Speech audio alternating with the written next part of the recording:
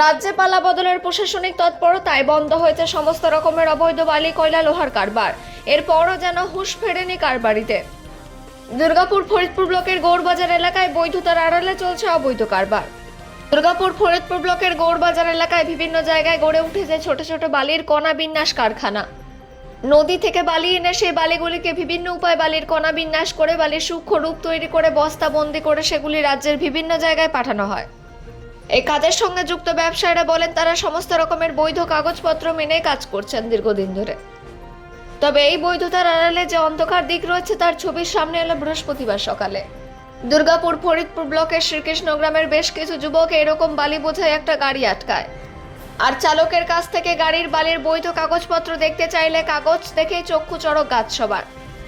ফেব্রুয়ারি মাসের চালানে পরিষ্কার লেখা বালি যাচ্ছে ট্রাক্টরে, অথচ যে গাড়িতে আটকানো হয়েছে রীতিমতো 16 চাকার।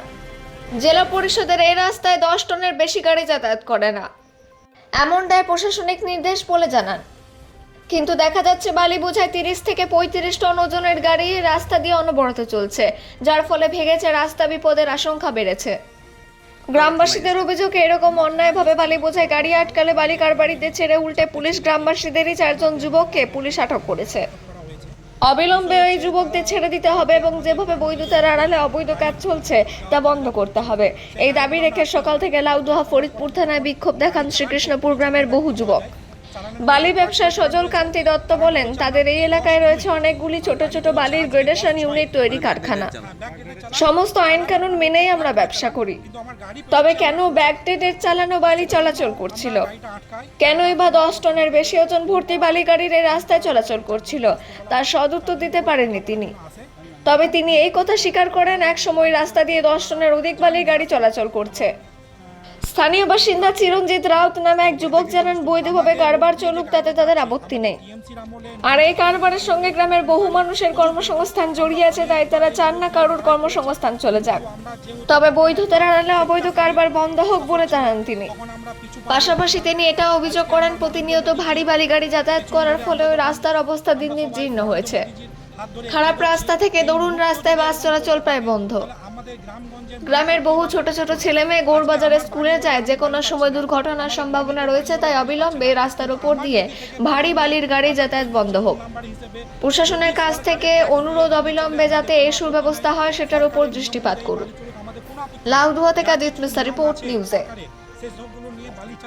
আমাদের কোনো অসুবিধা নেই, কিন্তু আপনারা চলুন, আমাদের রোড অবস্থা দেখুন। একটা গাড়ি পেরোলে মোটামুটি আধা ঘন্টা আমাদের ওয়েট করতে হয় তার পেছনে যাওয়ার জন্য। বাসের যোগাযোগ একদম বিচ্ছিন্ন হয়ে গেছে শুধুমাত্র বালি ট্রাকের জন্য। আপনার নাম? আপনার নাম? আমার নাম চিরঞ্জিত রাও। চালাই বালি যাই। আচ্ছা, ওটা কালকে আমি এসেছিলাম, ওদের সঙ্গে বলে গেছিলাম যে গাড়ির উপরে গাড়ি যাবে না। যাই হোক, কোনো ট্রান্সপোর্টওয়ালা, আমারই গাড়ি ট্রান্সপোর্টওয়ালা পাঠিয়ে দিয়েছে।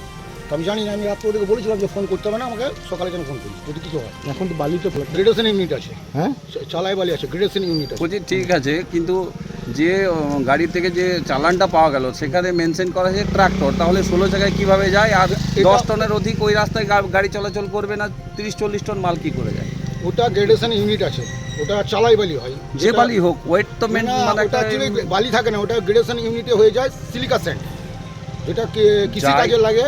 কিন্তু যে রাস্তায় 10 টনের অধিক যাওয়া যাবে না সেখানে আপনারা রাত্রে যে আমি বলেছিলাম যে চলবে না এই রাস্তায়, পান্ডেশ্বর দিয়ে যাবে, কিন্তু রাত্রে গাড়িটা যেছে এরা ধরেছে, কি হয়েছে আমি জানি না। এবার আমি তারপর জানি না ব্যাপারটা, এবার সকালে যখন জেনেছি তখন আমি সঙ্গে সঙ্গে এসেছি কি হয়েছে দেখি। অন্য এক জায়গায় হচ্ছে চালান লাগবে, না হলে গাড়ি বেরোবে না। বাঁকুড়ার চালান কিভাবে? বাঁকুড়া চালানো বালি আসতে পারে, কেন আসতে পারবে না? বাঁকুড়া চালানো একটু যদি খোলসা করে বলেন কেন, কিভাবে হয়? গ্রেডেশন ইউনিট করতে গেলে বালি আনতে হবে, তবে গ্রেডেশন ইউনিট হবে, নাহলে হবে না। আপনারা বাঁকুড়া থেকে নিয়ে আসেন? বাঁকুড়া আসে, বর্ধমান থেকে আসে, যেখানে যেমন গ্রেডেশন লাগে সেটা এ থেকে বীরভূম থেকে আসে, বাঁকুড়া থেকে আসে, সব জায়গা থেকে আসে। ওটা কিসে করে আসে? ডাম্পার আছে, ট্রাক্টর আছে, যেটা শর্ট রাস্তা ট্রাক্টর আছে। স্টকের বালি থেকে বেরোচ্ছিল আপনাদের? আমাদের স্টক থেকে। এটা কি গ্রেডেশন কত সেফটি স্টক আছে আপনাদের এখন? আমার কাছে যে মাল আছে, যত সেফটি মাল আছে তত সেফটি স্টক আছে। আপনি কি জানেন সে চালানটা দিয়েছেন যেটা গ্রেডেশন হয়, যেটা হচ্ছে কৃষি কাজে লাগে। যে যদি মনে করেন থাইমেট যদি তৈরি হয়, থাইমেট যদি লাগে, ফোরাটন যদি লাগে, তাহলে দেখবেন জলে বালি ফেলবেন, তখন জলে বালিটা পাবেন। অ্যাকচুয়ালি ফোরাটন তৈরি হলে ফোরাটন লাগবে, কৃষি কাজে লাগবে। তাহলে পুরনো তারপরে ডেটের ধরুন যেমন টাইলস পুরনো পুটি, ডেটের চালানটা আপনি আজকে ডেটে কি করে চালাচ্ছেন? আমাদের তো এখানে ফ্যাক্টরি বালি ঢুকলো, ফ্যাক্টরিতে ঢুকলো, ফ্যাক্টরি আমাদের অ্যাকচুয়ালি ফ্যাক্টরি এনওসি আছে, আইওসি আছে, সব আছে। টোটাল